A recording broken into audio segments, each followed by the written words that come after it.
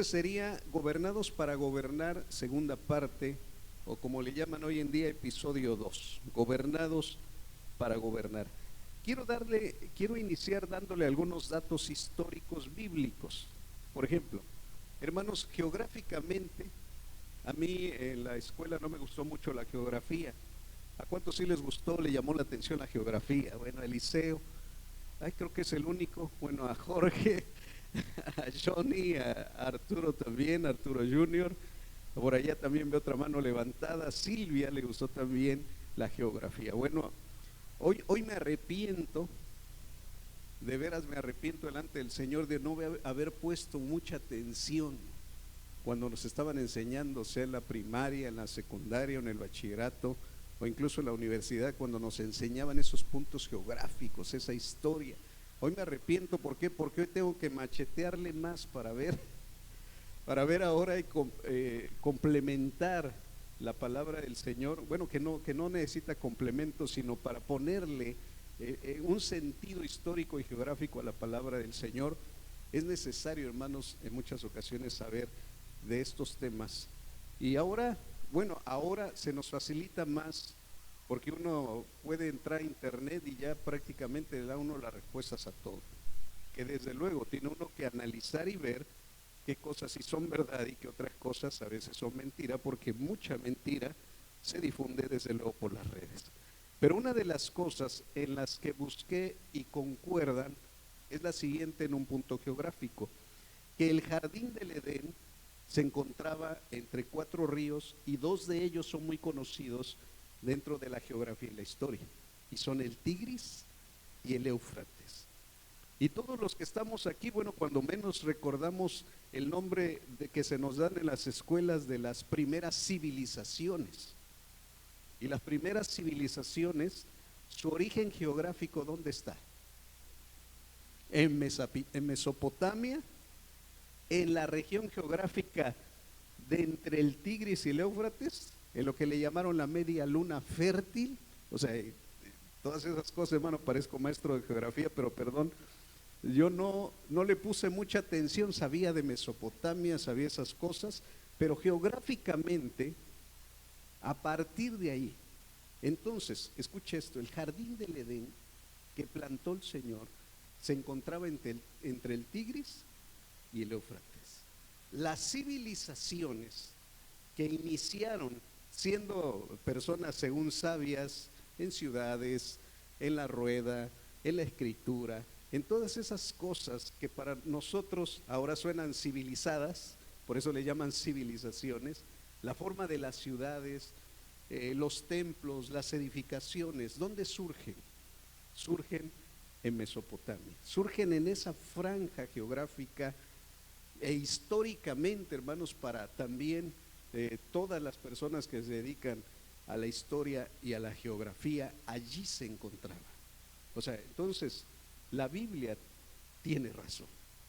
O sea, porque ahí surge el hombre, ahí lo planta el Señor, ahí lo pone Dios. Esto es algo, hermanos, natural de entender geográficamente, históricamente. Pero lo que a mí me llama la atención es el espíritu que empieza a surgir en ese ámbito geográfico. ¿Qué espíritu empezó a surgir a partir de Adán y de Eva? Un espíritu rebelde, un espíritu que no se deja gobernar por Dios, un espíritu anti Dios, anticristo, desde luego por obra de Satanás en primer lugar, porque desde el cielo viene la rebelión, pero se lo imparte a los primeros seres humanos. Los primeros seres humanos, hermanos, ahora entendemos que el gran pecado de los primeros seres humanos, ¿en qué consiste el pecado? En vivir ¿qué? Separados o independientes ¿de quién? De Dios, en otras palabras, de su gobierno, que es lo que veíamos hace 8 días. El ser humano se apartó y se separó de Dios y por ende de su gobierno. Entonces es un espíritu rebelde. Ahora, a causa de eso y de toda la maldad que fueron acumulando los primeros habitantes de la tierra, algunos hicieron cuentas y dicen que al diluvio había más o menos unos 1.050 millones de personas, según algunos datos, más de 1.000 millones de personas. ¿Cuántas murieron entonces en ese gran diluvio? muchísimas personas. La catástrofe más grande de la historia, el diluvio, a causa de la maldad del hombre. Pero bueno, hermanos, cuando resurge nuevamente después del diluvio, igual volvemos otra vez a la historia y puntos geográficos.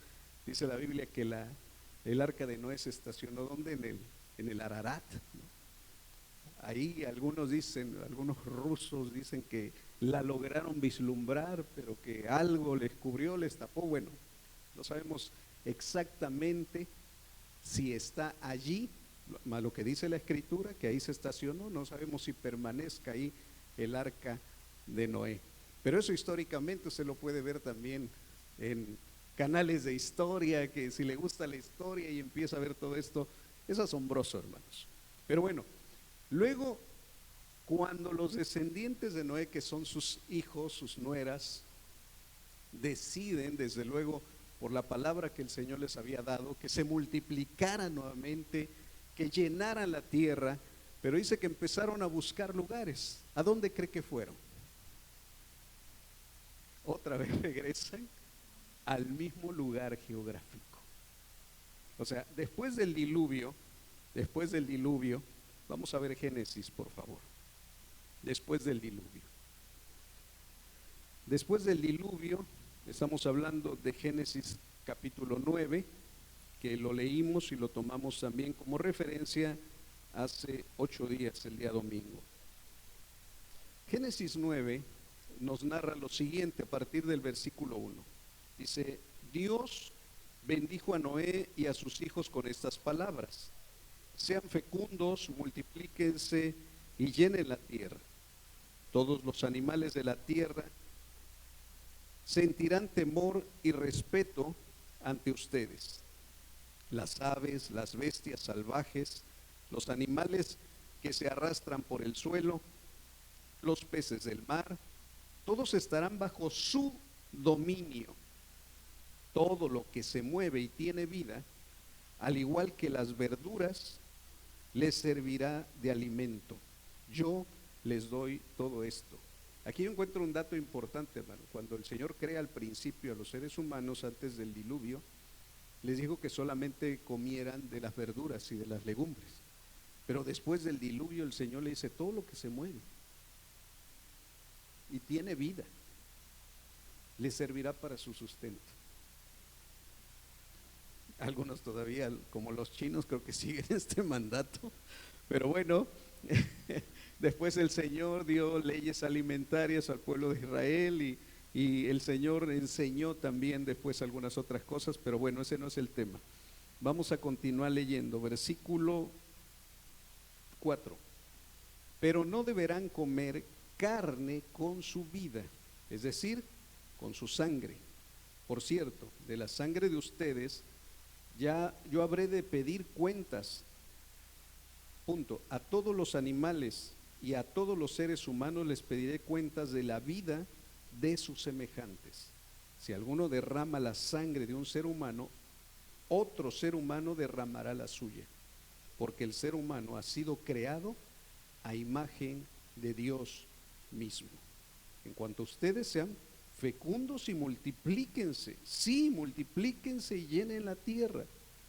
Dios les habló otra vez a Noé y a sus hijos y les dijo: yo establezco mi pacto con ustedes, con sus descendientes y con todos los seres vivientes que están con ustedes, es decir, con todos los seres vivientes de la tierra que salieron del arca, las aves y los animales domésticos y salvajes. Este es mi pacto. Y ahí habla de su pacto. ¿Y cuál es la señal de su pacto? El arco iris, lo que nosotros conocemos hoy como el arco iris. Cada vez que usted ve o vea el arco iris, recordará, así como Dios recuerda, el pacto que hizo con Noé y con sus hijos. Amén. Ok. Viene un nuevo reinicio, un recomienzo. Dios hace nuevamente un pacto con la raza humana y ahora los hijos de Noé se empiezan a multiplicar. ¿Cuántos eran los hijos de Noé? ¿Se acuerda cuántos eran? 3. 3 eran los hijos de Noé: Sem, Cam y Jafet, o Jafet. Estos 3 varones, de allí con sus mujeres, empieza nuevamente Dios a multiplicar la descendencia de la raza humana. Pero hay un acontecimiento que aquí la Biblia nos expresa, también histórico por la misma escritura, que Noé después del diluvio, ¿a qué se dedicó? A pulir el arca, a cuidar el arca, ¿no? ¿A qué se dedicó Noé después del diluvio? ¿A qué? A cultivar la tierra. Fue campesino, como hoy en día lo conocemos, agricultor, empezó a cultivar la tierra. Hermanos, ¿dónde se encontraban? Pero más adelante vamos a ver en dónde se encontraba. ¿Por qué? Porque es muy importante esto. Dios hace volver al ser humano a su origen. Dios hace volver al ser humano al original. Dios lo hace volver. Pero el ser humano, hermanos, en su anhelo, hace cosas que a veces lo llevan a volver al original. ¿Y dónde empezaría entonces nuevamente a Noé? Nuevamente Noé a hacer ahora un cultivo. Desde luego tenía que ser en regiones fértiles. ¿Y a Mesopotamia cómo le llamaban? La media luna fértil. Gloria al Señor. Por eso la Biblia no se equivoca y la historia confirma lo que la palabra de Dios dice. Pero bueno, sucedió algo que yo pienso que no debió de haber sucedido, pero dentro de lo que cultivó Noé fueron las vides, las uvas. Y él fue el primer viticultor y el primero que empezó a ver que las uvas se fermentaban y a sacar vino. Hermanos, si Noé hubiera leído Proverbios, no mires el vino cuando rojea, o sea, no mires el vino cuando está bien rojo y se te antoja y lo bebes y se entra suavemente, al final es como una serpiente. Bueno, no estaba el libro de Proverbios, pero la intuición de comunicarse con Dios la debió de haber tenido dentro también. Esto no debió de haber pasado. Fue el primer borracho en la historia después del diluvio.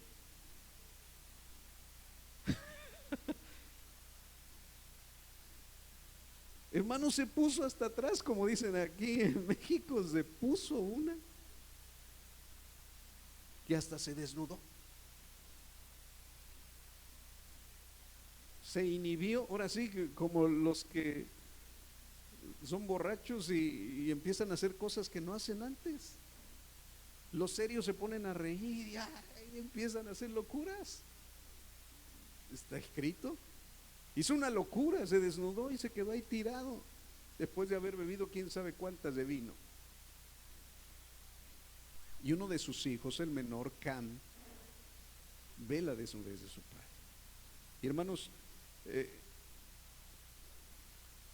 eso tiene que ver más allá de solamente ver. Esto tenía que ver más allá de solamente ver. ¿Por qué? Porque algo pasó, algo hizo, para que después su padre se enterara, porque después Cam le va a decir a su hermano Sem y a Jefté, y les dice, mi papá está desnudo. O sea, como invitándolos a ver lo que él vio o a hacer lo que él había hecho. Y lo que hicieron sus otros dos hermanos es ponerse un manto en la espalda y caminar hacia atrás. Y caminar hacia atrás sin ver la desnudez de su padre, hasta donde llegaron a él y le soltaron el manto y salieron. El respeto y la honra de estos dos varones fue desde luego después bendecida por el mismo padre, porque cuando despierta de su borrachera, cuando se levanta, le comentan y le dicen lo que había hecho Cam. Le dice unas maldiciones tremendas, más lo maldice, le dice maldito sea Canaán.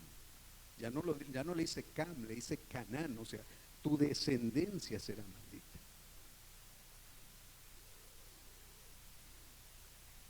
Y amados en el Señor, las palabras de maldición de un padre llegan y se cumplen en las generaciones. Por eso, rastreando el espíritu de rebeldía, encontramos a Canaán. Y tiene que ver con su descendencia. Esto es algo interesante. Ahora, vamos a leer en Génesis capítulo 10. Génesis capítulo 10, de un varón que a lo mejor usted ya lo ha escuchado en otra ocasión. Génesis 10, versículo 8 al 12. Dice, Cus, ¿quién era Cus? Bueno, Cus era hijo de Cam. Entonces dice que, bueno, estaba Cam, el hijo de Noé, luego Cus, que era hijo de Cam, y dice la palabra de Dios que los hijos de Cus fueron Seba, Javila, Saptá y otros dos más. Pero luego dice el versículo 8, y Cus fue el padre de quién? De Nimrod. Entonces Nimrod era bisnieto de Noé, nieto de Cam, de la descendencia maldita por su padre Noé, por su bisabuelo Noé. Pero quiero continuar leyendo esto. Versículo 8. Cus fue el padre de Nimrod, conocido como el primer ¿qué? Primer hombre fuerte de la tierra. Y hermanos, cuando yo leí esto, yo dije, ¿qué virtud? Fue el primer, y escuchaba de palabras de una predicadora estos días, de un principio en la Biblia, el principio de la primer mención en la Escritura. Cuando se nombra algo por primera vez en la Escritura. Y aquí por primera vez encontramos, después del diluvio, una mención que Dios hace referente a un hombre. Y le dice, él fue el primer hombre fuerte de la tierra. Y uno puede decir, wow, esto es una virtud. Pero recuerde de dónde provenía, de una descendencia que maldita por su bisabuelo, por su abuelo, bisabuelo. Entonces, hermanos, cuando uno lee otros escritos aparte de la Biblia, a Nimrod no lo tenían como alguien virtuoso. Quiero que sigamos leyendo. Bueno, y hermanos, escuche esto, porque ¿sabe en qué pensé cuando decía el primer hombre fuerte de la tierra? ¿Se acuerda cuando Jesús habló de atar al hombre fuerte? ¿A quién se refería? El primer hombre fuerte de la tierra. No es que tenía superpoderes, pero algo demoníaco había en él.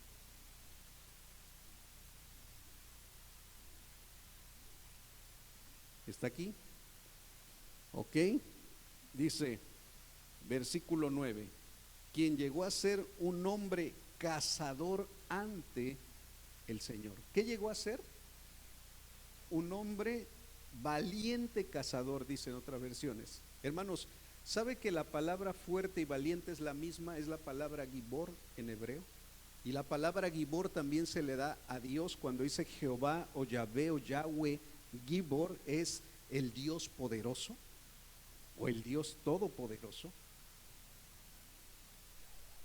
Ese nombre de fuerte o de valiente es Gibor en hebreo. Y tiene que ver con un hombre guerrero. Ahora, el primer hombre fuerte de la tierra, ¿qué tanta fuerza se imagina que tenía? ¿Qué tanta valentía cree usted que tenía? Dice que fue el primer cazador. Hermanos, ¿por qué caza un hombre? Dice Edith, para subsistir, para comer, dicen por aquí. ¿Es cierto? Pregunta, ¿el Señor le dio la orden al ser humano que cazara para comer? Y yo dije, Señor, ¿qué tiene de malo ser cazador? O sea, ¿qué tiene de malo ser cazador si va a cazar para su sustento? Hermanos, cazar es, entre otras cosas, matar por placer. Depredador. ¿Sabía usted que no había depredadores? No había depredadores, o sea, no había animales que se comieran a otros animales. La maldad del ser humano influyó en los animales, perdón, influye en ellos y empieza la depredación. ¿Cómo le llaman? la cadena alimenticia. Por eso el Señor dijo, si un animal mata a otro animal, demandaré su sangre a ese animal y también morirá.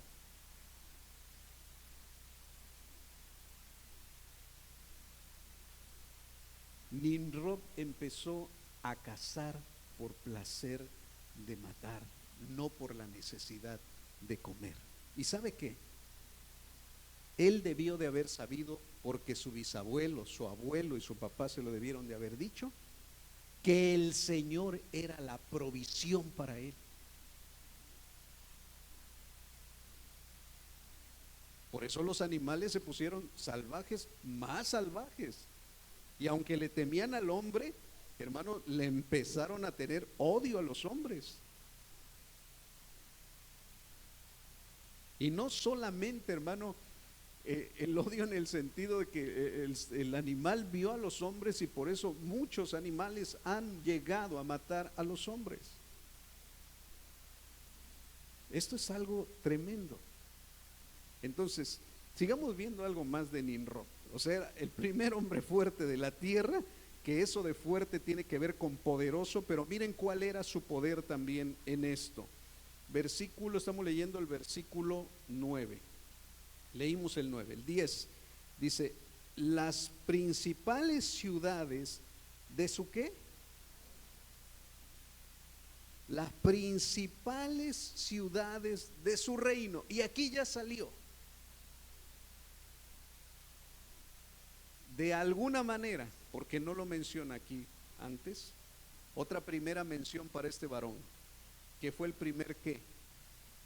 El primer rey sobre la tierra, el primer monarca sobre la tierra. La primera monarquía fue liderada por Nimrod. ¿Eso qué quiere decir? ¿Quién lo nombró rey?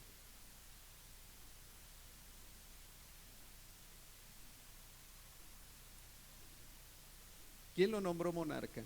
¿Quién le dijo tú vas a reinar sobre esas ciudades? No, nadie se lo dijo.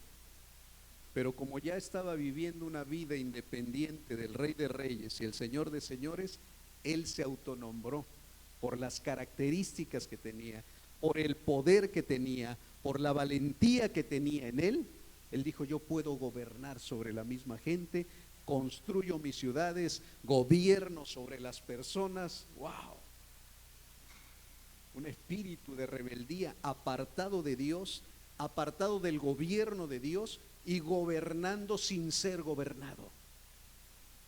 Ese espíritu de gobernar sin ser gobernado, ese espíritu anticristo, es un espíritu diabólico, es un espíritu, hermano, que quiere tener el poder sobre otros, pero no quiere ser gobernado por Dios. Y mire, las principales ciudades de su reino fueron, ¿y cuál es la primera? ¿Cuál fue la primera? Babel. ¿Dónde se encontraba Babel? Entre el Tigris y el Éufrates. Mesopotamia anteriormente, ahora las nuevas civilizaciones. ¿Quién empezó con esas nuevas civilizaciones o quién las continuó? Nimrod. Un espíritu rebelde. Algunos dicen que el nombre de Nimrod, su significado es rebelde. No todos concuerdan, pero la vida de él sí concuerda con lo que algunos dicen que significa su nombre. Un rebelde, un apartado del gobierno de Dios para gobernar, para gobernarse a sí mismo y para gobernar a otros, dejando a un lado el gobierno de nuestro Señor y Dios. Hermanos, ya después usted puede ver las demás ciudades, pero lo que quería llegar es a esto. Imagínense el espíritu de Nimrod trasladado a las ciudades que él gobernaba, trasladado a Babel en este caso. Esa región de Babel se encontraba en un lugar llamado Sinar, que ya lo vimos anteriormente, pero que después, hermanos, bueno, si quiere seguir leyendo ese versículo, el 10, dice que las principales ciudades de su reino fueron Babel, Erech, Akkad, Calné, en la región de ¿qué? En la región de Sinar. Y luego la región de Sinar, hermano, es todo lo que hoy o después se conoció como Babilonia. Hoy en día, aquel lugar donde se encontraba tanto el jardín del Edén como Babel o la región de Sinar, se encuentra el país de Irak. Es un asunto geográfico que ahí está. Ok, versículo 11. Desde esa región Nimrod salió hacia Asur, donde construyó las ciudades de Nínive. ¿A qué le suena Nínive? Imagínense esa ciudad, hermano, terrible, que un momento un profeta llamado Jonás fue y no quería ir al principio, pero después se arrepintió. Fue la gente, hermano, de veras tuvo un arrepentimiento muy, muy sincero. El Señor decidió no destruirlas, pero después otro profeta, si usted lee los profetas, habló sobre Nínive y fue destruida, y hasta la fecha solo hay ruinas de Nínive. Bueno, todo lo que nace en un corazón perverso termina mal. Esto es terrible. Pero vea el dominio que tenía este hombre. Construyó más ciudades, etcétera. Pero quiero partir de Babel. Babel entonces significa confusión. Babel significa confusión. Posteriormente, hermano, se le conoce también como Babilonia a Babel. Y Babilonia, algunos dicen que su traducción del nombre Babilonia significa puerta de los dioses. O sea, no para Dios, puerta de los dioses. Babel, confusión; Babilonia, puerta de los dioses. Posteriormente se le conoce como Babilonia, o la región, si le llamaban como región, la región de Sinar. La región de Sinar. Amén. Ahora, si Babel fue fundada por Nimrod, bisnieto de Noé, primer hombre fuerte de la tierra, valiente cazador, esa ciudad tenía el sello de su espíritu. Un espíritu rebelde, un espíritu antigobierno de Dios. Fue el primer rey, el primer monarca, el primer gobernante, cazador y hasta constructor. Yo creo que tenía mucho de ingeniería civil, porque las ciudades que había, hermanos, dice que los canales de riego, todo lo que tenían, porque tenían que ocupar principalmente los pluviales de los ríos que estaban a sus costados, el Tigris y el Éufrates. De ahí tomaban el agua para abastecer las ciudades que en este caso Nimrod fundó. Amén. Hay un diccionario que se llama Diccionario Bíblico Sencillo. Él escribe que el nombre de Nimrod significa rebelde, y lo asocian con la construcción de Babel. O sea, muy posiblemente, dicen algunos, quien incitó al pueblo para que construyera Babel fue Nimrod, porque él era el monarca, el rey que se encontraba en ese tiempo. Antidios, antigobierno de Dios. Fue el primer rey, que en hebreo se dice Malak, con su reinado, que es Manlaca o Manlacá, el reinado, su gobierno, las principales ciudades de su reinado, de su dominio y de su gobierno. El espíritu de Nimrod es gobernar, dominar sobre los hombres sin ser gobernado por Dios. Ese es el espíritu de Nimrod. Este espíritu es rebeldía, es el espíritu de Lucifer, es el espíritu de gobernar sin ser gobernado. Es el espíritu babilónico a través de toda la historia. Ese espíritu, hermanos, sigue vigente en personas hoy en día. Ahora, contrario a esto, el principio de Dios es gobernados por Él para gobernar como Él. Ese es el principio de Dios. Si Dios no gobierna, se vuelve una tiranía, se vuelve una hegemonía, como lo veíamos hace 8 días. Y hermanos, ¿qué es tiranía? Lo dice, los gobiernos tiranos. Bueno, se lo leo.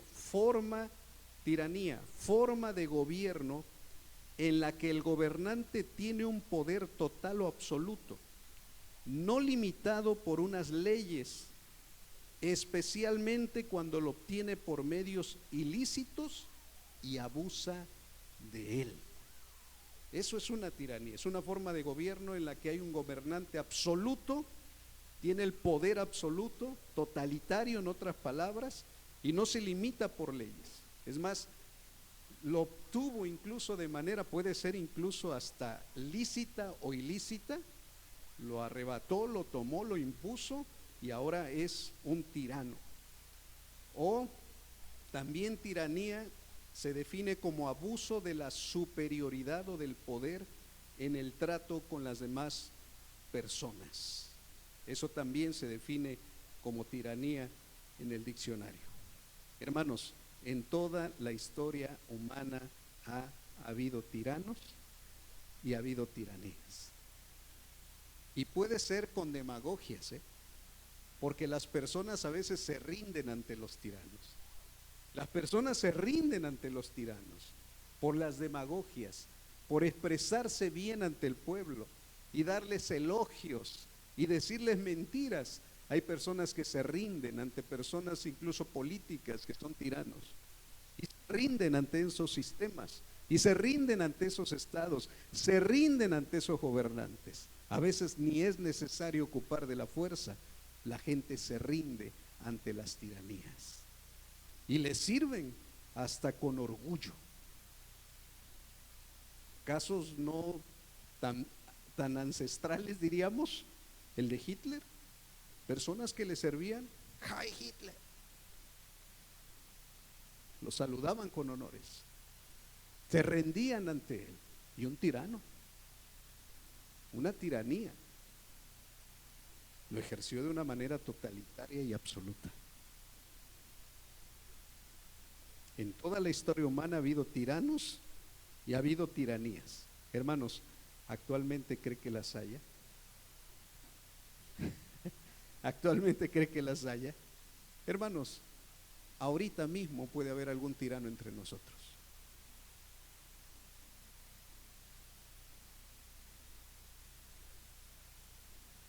¿Acaso a veces no hay varones que quieren ejercer su poder y autoridad sobre su esposa e hijos de una manera tirana?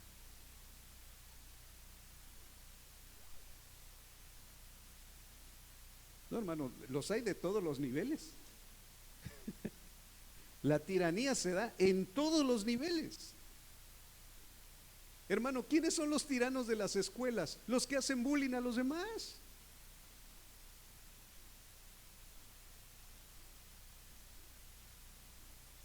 Todo el mundo les tiene miedo a los chamacos que hacen bullying a los demás niños.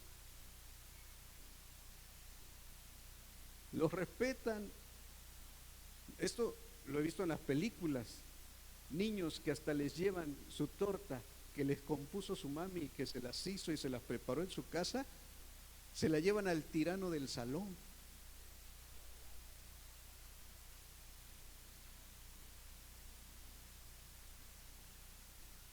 Un espíritu de Nimrod. Tiranos y tiranías siempre ha habido en todos los niveles y lo seguirá habiendo. Lo pueden obtener de vía legal, incluso por votaciones legales. Pero hoy en día, aparentes democracias se han vuelto tiranías y se han vuelto pueblos hegemónicos que quieren ser una supremacía impuesta sobre otros pueblos. Hermanos, ¿por qué hay rumores de guerra? ¿Quién quiere poner en este tiempo su autoridad e imponerse como un gran imperio? ¿Sea Estados Unidos? ¿Sea Rusia? ¿Quién ganará? El que se imponga. Gobiernos tiranos imponiéndose en un país que no les corresponde ya entrar a ninguno de los dos, pero que los dos, por intereses políticos y geopolíticos, como les llaman ahora, sus intereses están sobre países donde quieren ellos gobernar. ¿Espíritu de qué? De Nimrod y de Babel.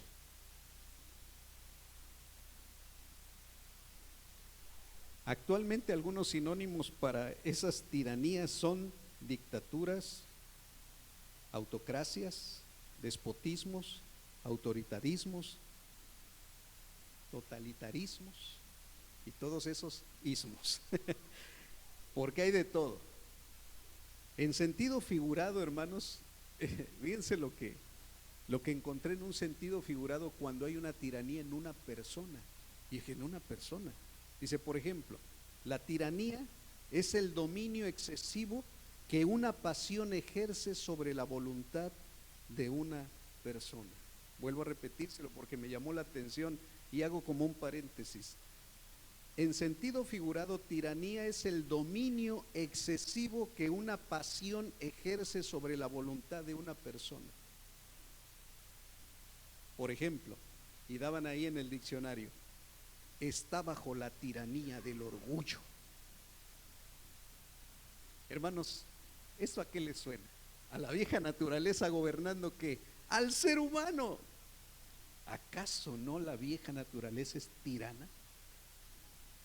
Que gobierna al ser humano en sus pasiones, en sus excesos, que por no tener dominio propio y no se controlan porque no hay un nuevo nacimiento en su vida, la vieja naturaleza es una tirana para el mismo ser humano,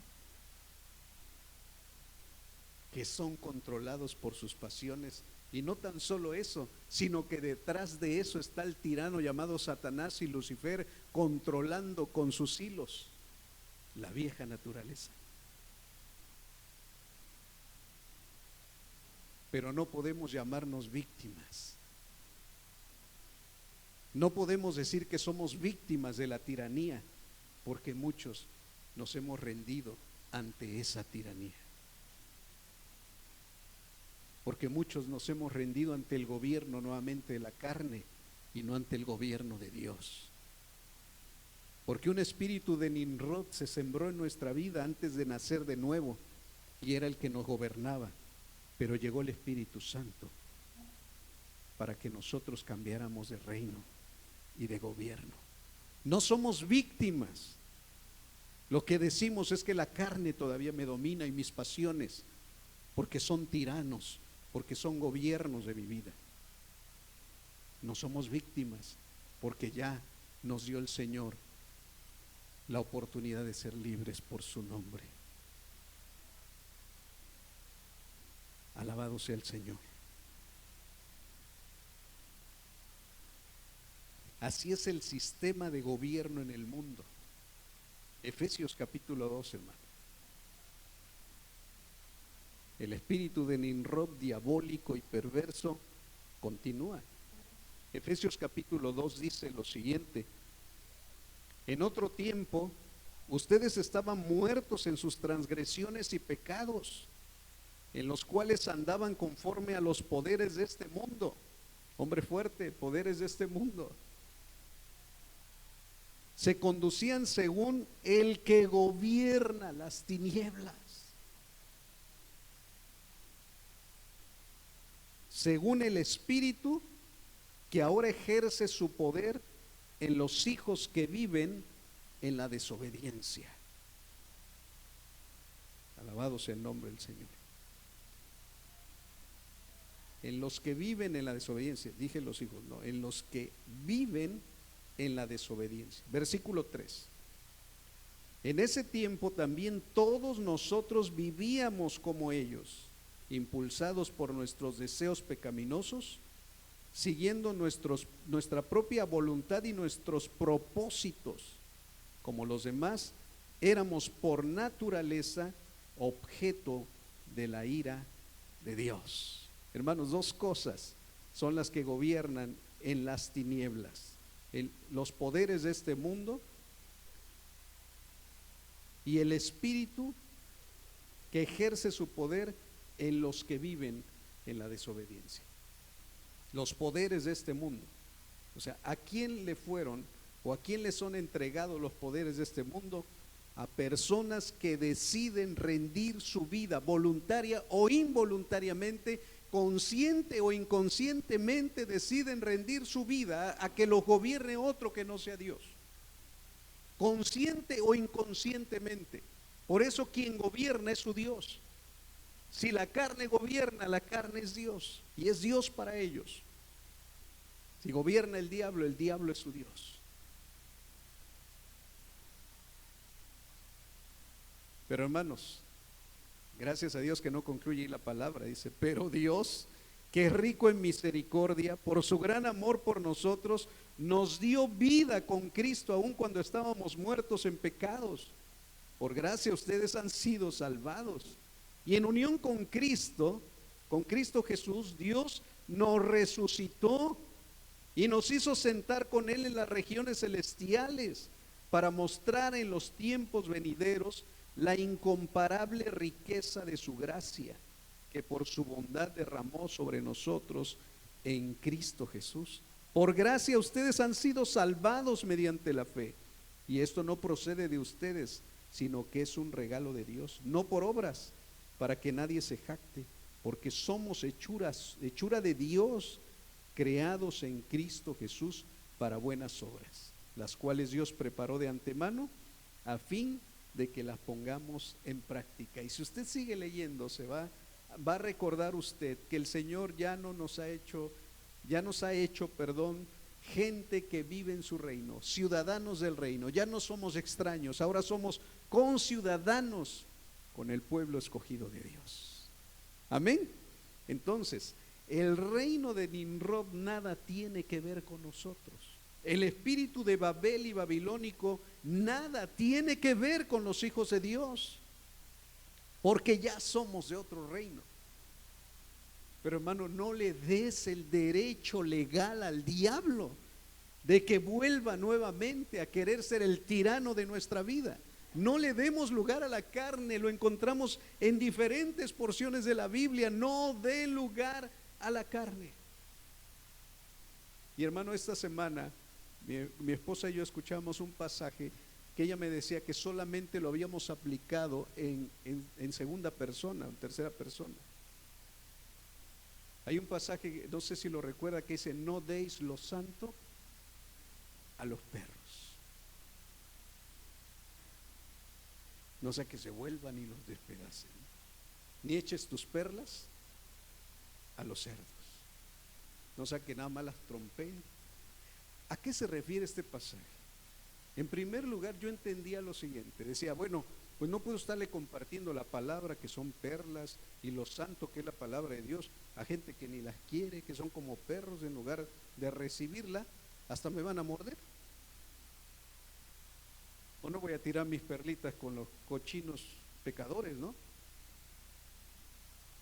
Pues se las doy y nada más las va a trompear y las va a revolcar en el lodo. ¿Para qué se las doy? ¿Usted lo aplicaba así también ese pasaje? ¿Sí o no? Yo lo aplicaba así. Yo decía, no deis lo santo a los perros, o sea, no le dé lo santo que es de Dios a los perros. Y fíjese que el Señor nos abrió el entendimiento de esta manera. Hermanos, ¿cuántos son santos? Dígalo con fe. ¿Cuántos son santos? Amén. Ahora, usted tiene santidad porque es santo, usted es santo porque tiene santidad, ¿o no? Ok, somos santos. ¿A qué le suena cuando dice no des lo santo a los perros?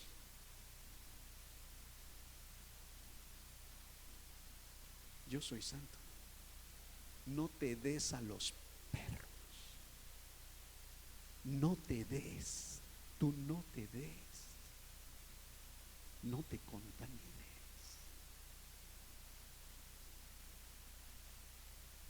Tú, yo, no voy a dar esto que es santo a los perros. No lo voy a dar. No voy a dar mi cuerpo. No voy a dar lo que soy en Cristo, porque soy santo, y echárselo a los perros. Hay lugares que no son dignos para ti. Hay personas que no son dignas para ti.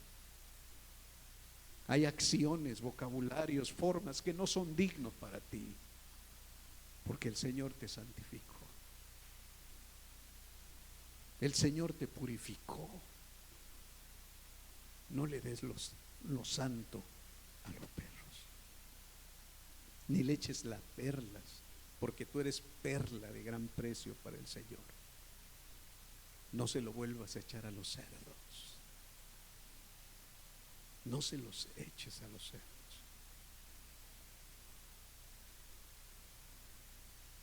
Cuando la gente no vive bajo el gobierno de Dios, ya están con los cerdos y ya están con, es más, ellos son los perros.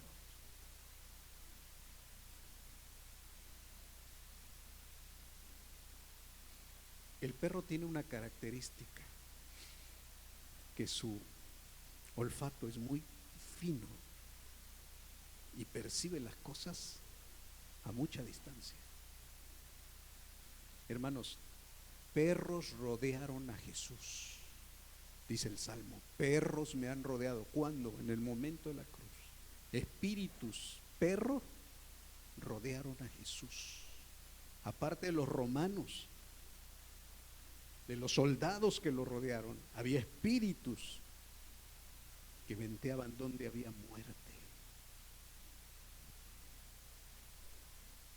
Y algo especial que tienen los perros es que cuando alguien va a morir, perciben el espíritu de muerte.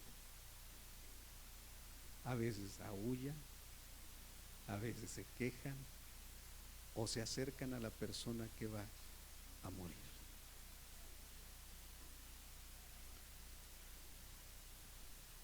Cuando percibieron la muerte de Jesús, dice espíritus de perros, los perros me han rodeado. Y mire, quiero aclarar esto para que no sea que al rato vaya a decir, bueno, entonces los perros son malos. No, no, el espíritu que opera, porque a veces los animales son muy sensibles al ámbito espiritual, pero que opera el espíritu, ese es el malo. Y usa a veces a los animales para hacer un conducto.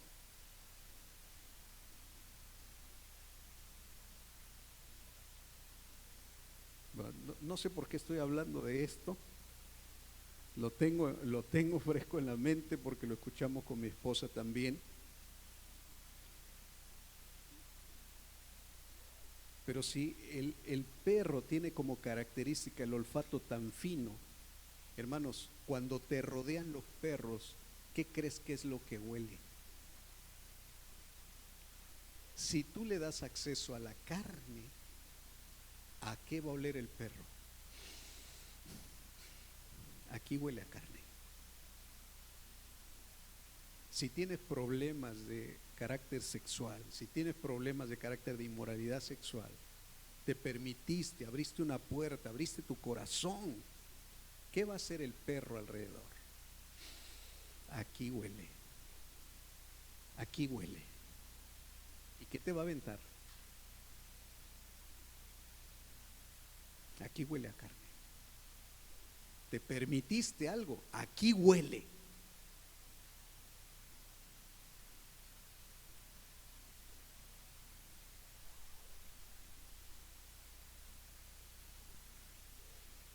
Los perros rodean, perciben la muerte.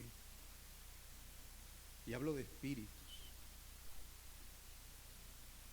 Así el espíritu de Nimrod, así el espíritu de Babel, así el espíritu babilónico ronda alrededor de los hijos de Dios. Y donde ve rebeldía, huele a rebeldía, huele a una mujer rebelde, huele a hijos rebeldes, el espíritu de Nimrod va a empezar a influenciar en esa familia.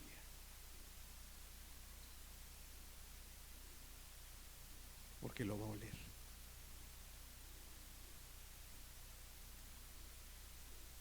Y no hablemos de familias, hablemos de gobiernos, de estados, donde hay espíritu de Nimrod, en mujeres y hombres a nivel mundial que quieren gobernar. ¿Qué va a hacer el espíritu? Ya, aquí huele, de aquí soy.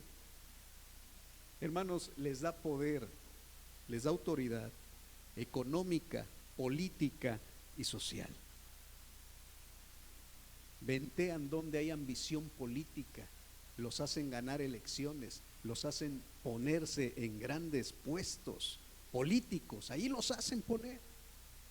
El espíritu de Nimrod, el espíritu de Babel, El espíritu babilónico es un espíritu rebelde que olfatea a las personas que tienen hambre de poder y que las controla y que las gobierna para que sean tiranos de otros seres humanos. Control total. Y hermanos, esto es algo visto en estos días. Las grandes potencias están controladas por grandes Nimrod. Y nombres hay muchos, usted los puede buscar en internet. Personas que, hermanos, controlan el poder económico de todo el mundo y que está en unas solas personas, que están preparando el ambiente, que están preparando todo, la atmósfera, dirían, para el gobierno del anticristo. Esto es algo que se está viendo, lo están preparando, se está viendo cómo quieren el control y el dominio poblacional. Por eso, hermanos, los hijos de Dios tenemos que estar a las vivas, viendo por dónde están oliendo los perros y dónde están olfateando que ahí huele a rebeldía. Porque cuando huelen rebeldía en una persona que se llama cristiana, lo van a atacar, lo van a querer devorar.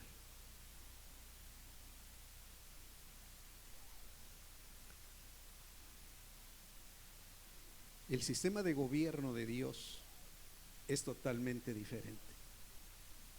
El Señor percibe el aroma de los que son humildes de corazón, donde no hay orgullo, donde no hay que quererse levantar para gobernar sin que Dios nos gobierne.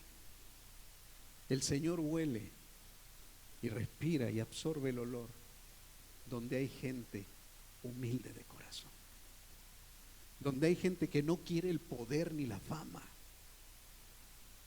sino que quiere que el nombre de Dios sea glorificado, que quiere que Cristo sea dado a conocer y no su nombre.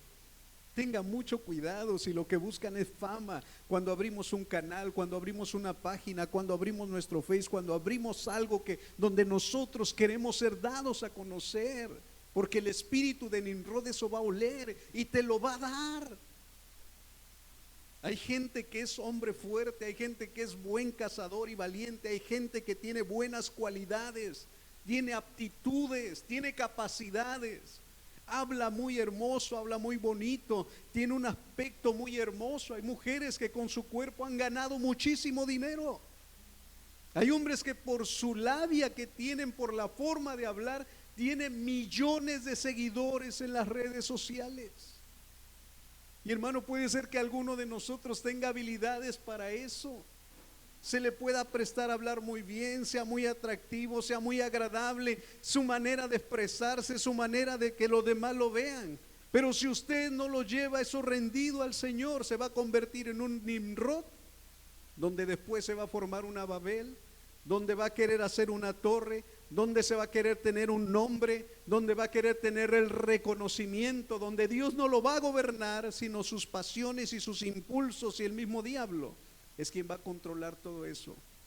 Y por eso vemos a mucha gente con un espíritu Nimrod de Babel, babilónico, gobernando sobre los demás. Y ahora son mis seguidores. ¡Wow! Qué hermoso suena, ¿verdad?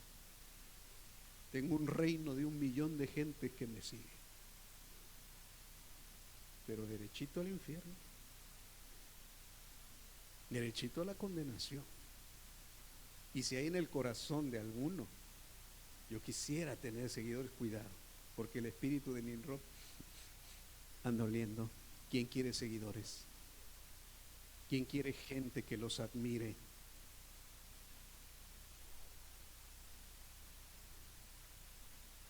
Voy a ver cuántos likes me dieron. Voy a ver. Estás edificando tu Babel. Y el Señor la va a confundir si no le paras.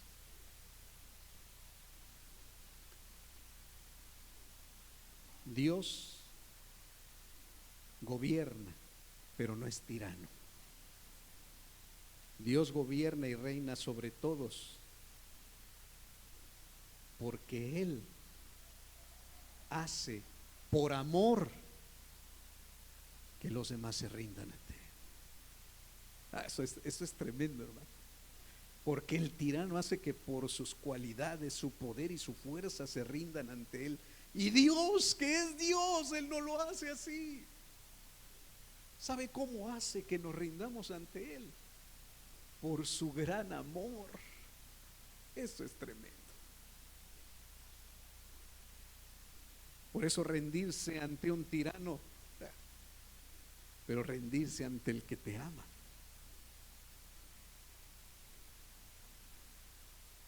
Por eso, varones, nosotros podemos hacer por la autoridad que Dios nos ha dado que la mujer se nos someta. Lo podemos hacer. Pero el Señor dice, ámala como yo amo a mi iglesia. Y cuando uno empieza a hacer lo que Cristo hizo por su iglesia, hermanos, ¿qué trabajo le costará a una mujer someterse así?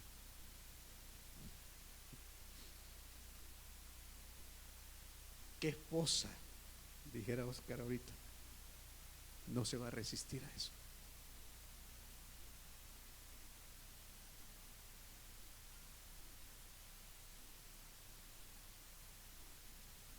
De veras, ya es mucho que un hombre, una mujer, viendo manifiesto el amor de Dios, no se pueda rendir ante su gobierno. No puede decirle, Señor, ¿qué quieres que haga? Ya no quiero ser gobernado por mis pasiones, ni por el diablo, ni por nadie más. Quiero que tú me gobiernes, Señor. Porque si no, no podrás gobernar como Dios gobierna. Gobernarás siendo igual un tirano. Si Dios no te gobierna, gobernarás siendo un tirano como los reinos de este mundo. Juan capítulo 13, versículo 13 al 17. Evangelio de Juan, capítulo 13, versículo 13 al 17.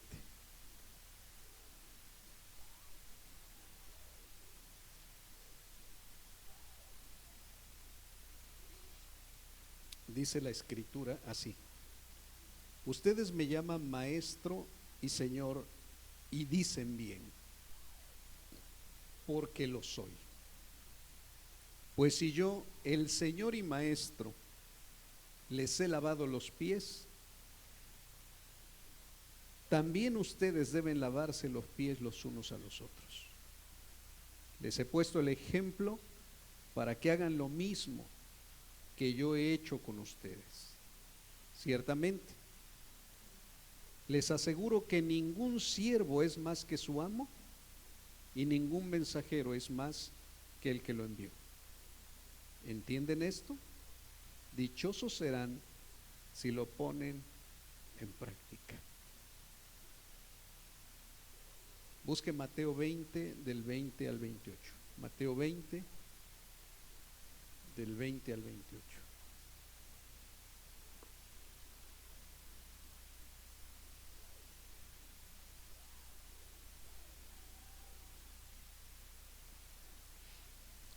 Mateo 20 del 20 al 28. Entonces la madre de Jacobo y Juan, junto con ellos, se acercó a Jesús y arrodillándose le pidió un favor.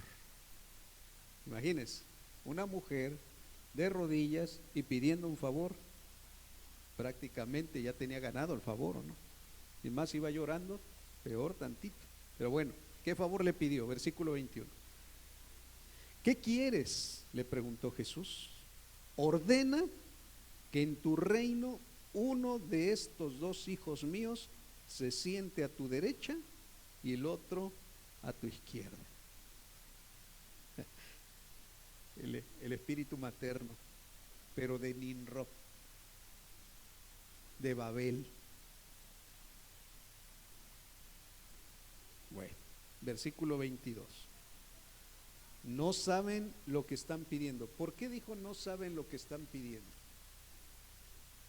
porque el Evangelio de Lucas nos aclara que no solo era la mamá, sino que también era la petición de ellos. Pues ya estaban grandes también, ¿no? O sea, como para llevar a la mamá. Qué tremendo, hermanos. Qué tremendo es el espíritu de querer gobernar sin ser gobernados. ¿Sabe por qué? Porque incluso hasta recurrimos a la familia. Y miren, o sea, hombres ya viejos, entrados en años, o sea, ir con la mamá a pedirle esto a Jesús. Por eso Él les dice a los tres, les está respondiendo y les dice, no saben lo que están pidiendo. Desde luego no lo sabían. Les replicó, y eso de replicó, o sea, lo regañó. O sea, ustedes no saben lo que están pidiendo, no saben lo que están pidiendo.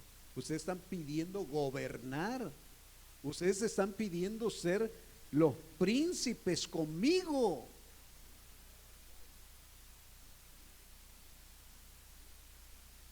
Queremos gobernar. No saben lo que están pidiendo. Queremos fama. Queremos un nombre, dijeron los de Babel, que llegue hasta arriba, hasta el cielo, que nadie lo alcance. Algunos pensaban que tenían miedo si venía otro diluvio, cuando la promesa del Señor había sido que no. Y querían subir hasta lo más alto. Cuando venga un diluvio nos salvamos aquí. Queremos construir un reino contigo, Jesús.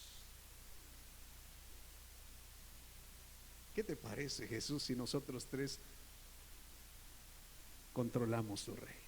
¿Qué te parece? Una buena propuesta. Se me hace que como que tú no puedes solo con tu reino, no necesitas ayudantes. Y todavía la mamá va de alcahueta pidiéndole a Jesús ese favor. Ay, mi hijito, ¿no? Ay, mis hijitos. Versículo 22, ¿no saben lo que piden? ¿Pueden acaso beber el trago amargo de la copa que yo voy a beber? Y ellos dijeron, sí podemos. ¿A qué trago amargo se refería? A la muerte, y desde luego ellos iban a morir después. Y después estos dos apóstoles murieron por Jesús, vivieron por Jesús y murieron por Jesús, después de que el espíritu de Nimrod los soltó.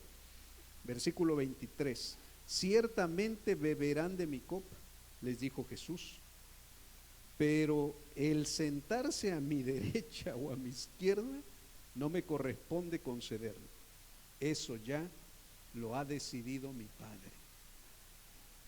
Cuando lo oyeron los otros, hermanos, uno dice, ay Juan, ay Jacobo, ¿qué le pasa? Ay mamá, ¿qué le pasó, no? Pero dice que los otros no se pusieron contentos. Obvio. Cuando lo oyeron los otros 10, se indignaron contra los dos hermanos. Hermanos, ¿por qué se indignaron?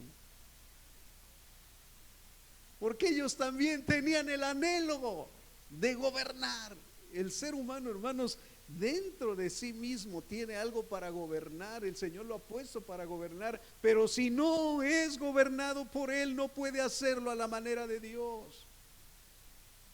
Y a los discípulos les faltaba nacer de nuevo. A los discípulos les faltaba la naturaleza del que los gobernaría. El Espíritu de Dios no había venido sobre ellos. Todos querían gobernar. No, pues sí, somos de los más cercanos. Algo nos tiene que tocar para gobernar. Cuando alguien quiere arrebatar algo que no les dado, se llama robo. Cuando alguien se lo da voluntariamente, es un regalo. Ellos querían robar autoridad. Ellos querían arrebatar algo que todavía no les correspondía. Porque cuando Jesús lo determinó, no solo los 12 se iban a sentar los 12 en 12 tronos para juzgar a las naciones. Eso lo dijo Juan después. Pero Dios se lo concedió. Cuando Dios lo concede no hay problema. El problema está cuando se quiere arrebatar el control y el dominio y el poder. Cuando se quiere arrebatar, le estás diciendo: Dios, no necesito ser gobernado por ti, yo quiero gobernar contigo. El espíritu de Lucifer, quiero ser igual a quién, a Dios. Eso era lo que estaba pidiendo Juan, y eso era lo que estaba pidiendo Jacobo, y eso era lo que estaba pidiendo su madre. Queremos estar a tu nivel para gobernar contigo. Y dice: momento, señores, esto ya está decidido, mi padre ya lo ha decidido. Es más, no serán 2 tronos, serán 12 tronos, pero cuando yo les dé esa autoridad, no la arrebaten.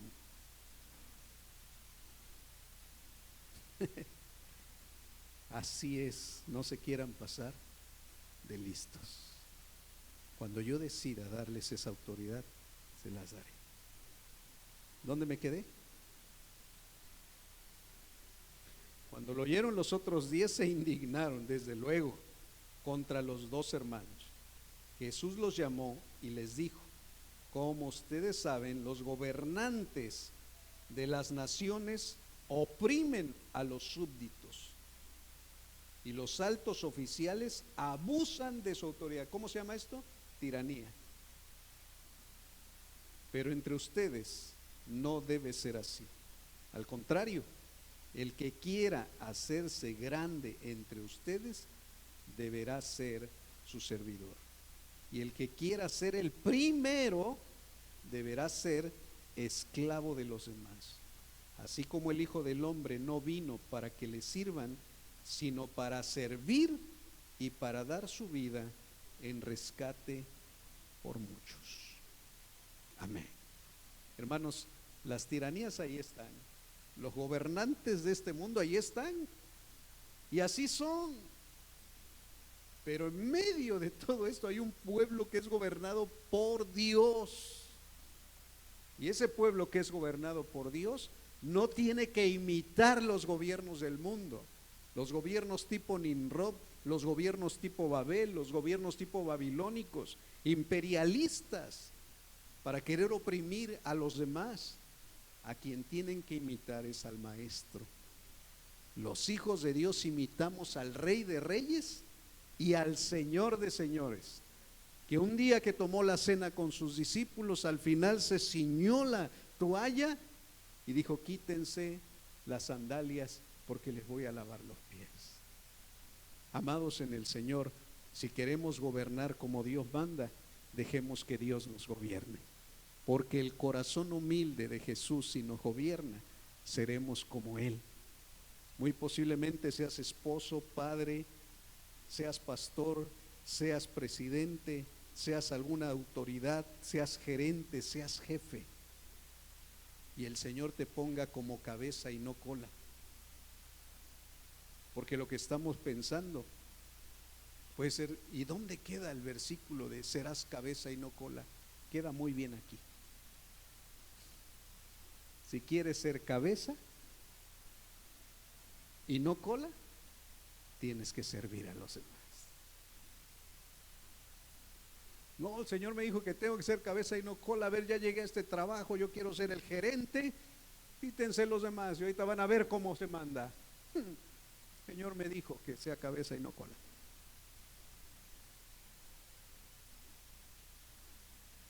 El Señor ya me está queriendo poner una gerencia, van a ver cómo, van a ver. Ahora sí van a ver al hermanito. A ver, dice el Señor: cálmate. Si te pongo en un puesto de gerencia, no es para que te sirvas de los demás. Si te voy a dar un cargo político, no es para que te sirvas, porque eso ya lo hacen los demás. ¿Para qué te quiero ahí? Ay, Señor, ya salí de pobre, Señor. Tú bien decías que no querías que fuera polla. Salí de pobre con este cargo. Ahora sí. Ahora sí, dice el Señor. Ahora sí tienes que servir. Ahora sí tienes que servir, no servirte de los demás. Los gobiernos de este mundo, el Señor lo dijo, eso buscan, servirse de los demás. ¿Qué tenemos que buscar nosotros? Servirle a los demás. A mí el Señor me recordó estas palabras: y ustedes, pastores, no se enseñoreen de la iglesia. Y esto me retumbó. No te enseñorees de la iglesia. Tú no eres el Señor de la iglesia. Tú eres un simple siervo. Sírveles.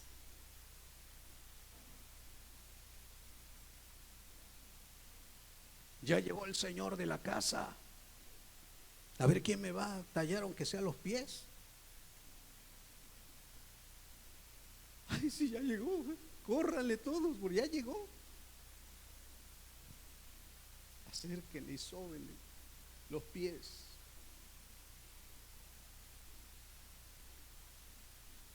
Hermano, no estoy diciendo que los espirituales me están entendiendo.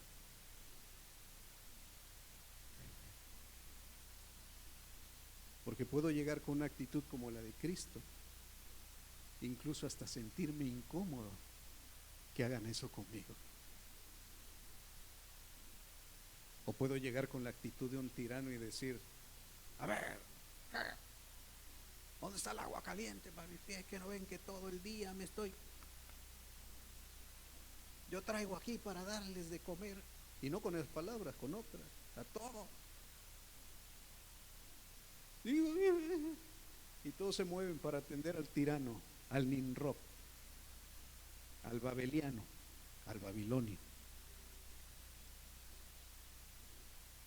¿No hay jefes así en el mundo?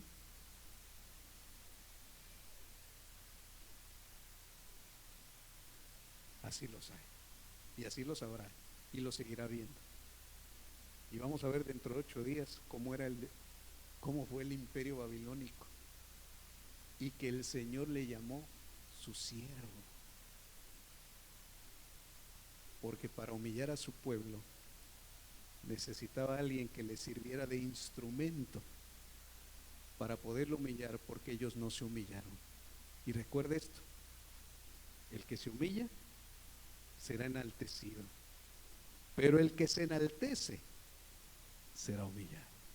Principio de la palabra de Dios, principio bíblico, y que se verá a través de las edades. Termino de leer Mateo 20. Me quedé en el versículo 26. Ya lo terminé. Ok. Entonces nada más leo Mateo 23 y termino con esto. Mateo 23 dice el Señor lo siguiente, del 1 en adelante. Después de esto Jesús dijo a la gente y a sus discípulos. ¿A quiénes les dijo Jesús esas palabras? A la gente y a sus discípulos. ¿Cuántos son gente y cuántos son discípulos? De los que estamos aquí, ¿qué se considera, gente o discípulo? Ok, es una respuesta muy personal. Sea gente o discípulo, esto es para usted.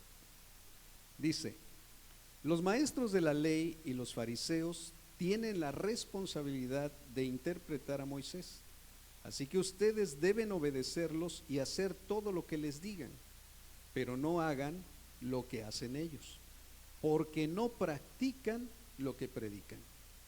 Atan cargas pesadas y las ponen sobre la espalda de los demás, pero ellos mismos no están dispuestos a mover ni un dedo para levantarlas. Todo lo hacen para que la gente los vea. Usan filacterías grandes y adornan sus ropas con borlas vistosas. Se mueren por el lugar de honor en los banquetes y los primeros asientos en las sinagogas. Y porque la gente los salude en las plazas y los llame rabí, pero no permitan que a ustedes se les llame rabí, porque tienen un solo maestro y todos ustedes son hermanos. Y no llamen padre a nadie en la tierra, porque ustedes tienen un solo Padre y Él está en el cielo. Ni permitan que los llamen maestro, porque tienen un solo maestro, el Cristo.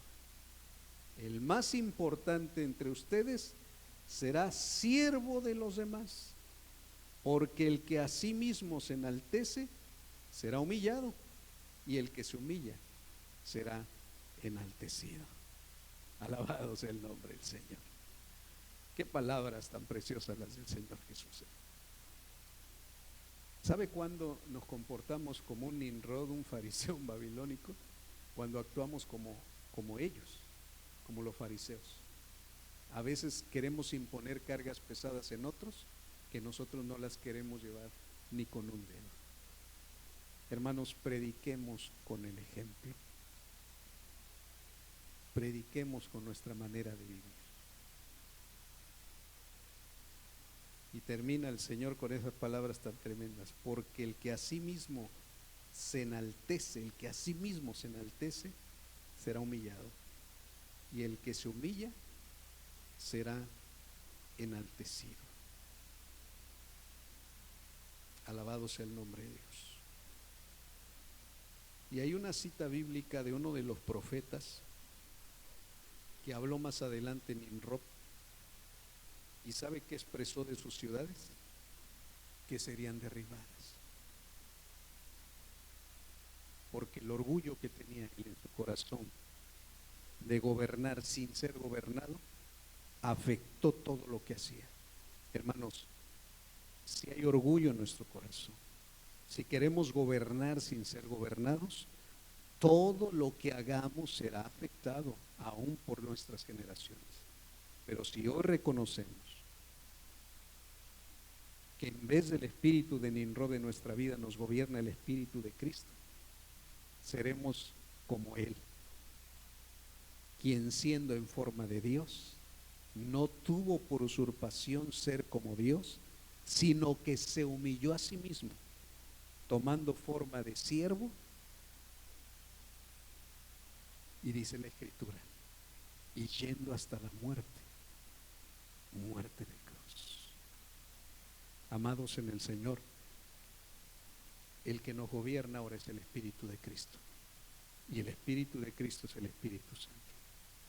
Sirvámonos por amor los unos a los otros, y tendremos así el cumplimiento perfecto del Espíritu de Cristo. Amén. Póngase en pie.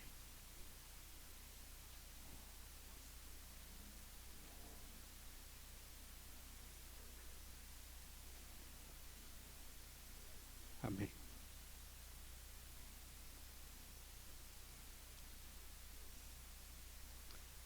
Quisiera pedirle que ore de acuerdo a esta palabra, hermanos.